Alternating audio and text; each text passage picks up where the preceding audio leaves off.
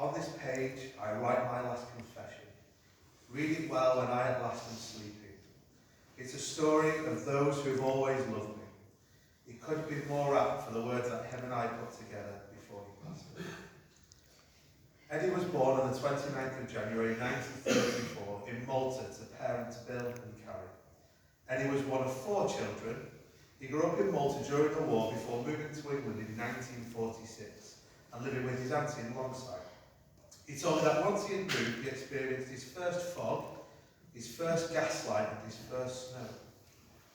Whilst living with his auntie, he found his love of singing, while singing in church choirs first at St. Robert's Church at Masses. He recalled every Sunday there was a dance, and he along with the other young men would attempt to walk the attractive young girl home. On the occasion he got the opportunity, he was greeted by the older sister at the end of the garden gate as she ushered in the younger sister to the house. Eddie was one of the first few to leave school at the age of 50 and started working in Lewis's in Manchester in the tailoring department, where he learned his craft, which would benefit him in later years. Whilst working here, he met Olive. At this time, Eddie was living in Wythenshawe and Olive lived in High Broughton. Eddie remembers bidding goodnight to Olive, running to catch the last bus at Salford bus station, and attempting to catch the last bus back to Wythenshawe. Eddie missed this more frequently than he caught it, and would then end up running back home. On the occasions he did manage to catch the last bus, the first bus stop the child would always make was through the police station to get any drunks off the bus who had refused to pay. Eddie was called up for national service, and during this period he was married and then later returned back to work at Lewis's on a fine salary of £4.19 a day. Eddie and Olive wanted to start a family. However, the wages at Lewis's didn't support a young family. He had a chat with his father and made the move to work as a wire drawer for £14 a week. He worked for the same company for over 20 years. He was made redundant twice and went back on each occasion before finishing in 1985. During this period, the family settled in Higher Broughton and welcomed their new additions into the family. Edward, who unfortunately died at 18 months old, Lynn, Janet, Tony and Dan. Eddie and Olive decided to move the family to Earlham in 1964. They were the first family to move onto the Salford Overspill estate. They then welcomed the last addition to make the Thompson family complete, Paul. Eddie simply put it, new house, new baby. The family would often holiday in North Wales at Talica Bay, Prestatyn, Rhyl and Colwyn Bay. Eddie would use his skills to make all of his daughter's dresses, and it was often asked if the Thompsons ever had a pair of curtains up long enough before Eddie made the clothes for children.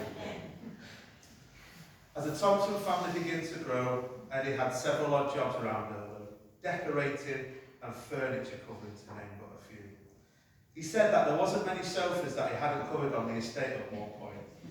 However, one of Eddie's biggest accomplishments was making Anne's wedding dress. The Thompson family began to grow. Olive and Eddie were blessed with grandchildren: James, Robert, Stuart, Holly, Daniel, Guy, Emma, Emily and Harry. In 2005, the family was devastated when Olive passed away. Lynn and Keith invited Eddie to join them in Africa, and Eddie said it was a trip of a lifetime. He spent 9 months with Lynn and Keith travelling. He talked about Paul, Lou, Emily and Harry, coming to spend time with them, and it was a real highlight. He said spending time with Emily and Harry saved him after Olive passed away. I had the pleasure of watching Emily and Harry spend time with their brother, and they lit up his world. And I can tell you both, he was immensely proud of both of you. He would provide me with updates on how you were getting on and what you were up to next. And it's fair to say, that you were the apple of his eye. He was immensely proud when he got to meet Cayman, and even right at the end reminded Cayman of his responsibilities to look after them. Eddie spoke of some of the trips he shared with Lynn and Keith, driving from Johannesburg to Cape Town, going up Prince Albert Pass. The start of the trip, the car was hit by a swarm of locusts. As the drive continued, the path became narrow, and Eddie claimed there was no bloody room for that car. Every time he stopped, he wanted me to get out and look at the views. I couldn't get back in quick enough. After Olive passed away, Eddie continued to support Maureen, his sister-in-law, and it was here he met Dilys. Maureen had made Dilys promise to look after him after she passed away, and it's fair to say their friendship has blossomed.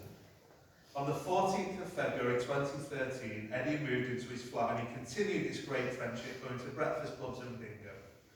Eddie said he fell in love like a 14-year-old boy all over again. He did, however, make the mistake of telling one of his neighbours, who then passed the message around the flats before he got to tell Dillis. Dillis was Eddie's world and they conquered it together. It's fair to say they've had a few ups and downs, but they've supported each other all the way. Eddie told me how Dillis was an expert in picking and booking holidays. She was an expert in hotels. He recounted fond memories, but one he enjoyed most was in France. The pair had stopped at a quaint patisserie for a coffee and a snack. As they came to set their food on the table, bees happened to arrive and ate his food, and they disappeared. If he was stood here now, he would say, "My God." Family was a huge part of Eddie's life, but so was performing. In the mid-90s, Eddie worked in Lynn's shop, a greengrocer's shop, and it was here he met the late John Boardman, who convinced him to join Earl and Mel Voice Choir. He attended his first rehearsal and sat in the basses, and then later next to his good friend Brian Earl. Eddie's relationship also blossomed with Frank Worston, the musical director, who he supported until Frank passed away. Eddie was a true professional. When he was invited to sing solos, he mithered and mithered Kathleen to come and rehearse with him on a Friday morning. Kath took some persuading, however, she eventually became the favourite visit of the week, as Eddie would ensure she had breakfast before she left. Kathleen adapted to all of Eddie's requests, even when he heard music and couldn't find the sheet music anywhere. He would take a recording, share it with Kath, and she would not only learn to play it, but play it in the right key for him. The piece you will hear after the eulogy is more than ever now, which Kath adapted for Eddie to sing as a solo and recorded just before he passed away. He worked on a large number of projects for the Male Voice Choir, such as Remember in Eden with the BBC Phil in '95, trips to Blackpool with the choir where he gained new friends on each trip. There was also Choir Taylor and the endless costumes he made for himself, Fagin, the canoe, to name a couple. And finally, he designed and built the staging that the choir sometimes use to this day.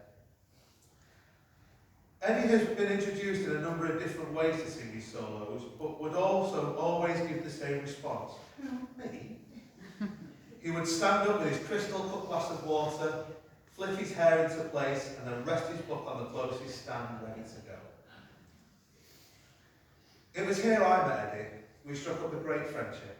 Eddie and I would often try and get into various churches around Earl so we could attempt to sing with each other, but never managed to perform together. We were the naughty school children at the front row, often having too much of a good time for any conductor that was stood in front of the choir. Eddie has continued to drive and support me with my own choir, Haydock Melbourne's choir.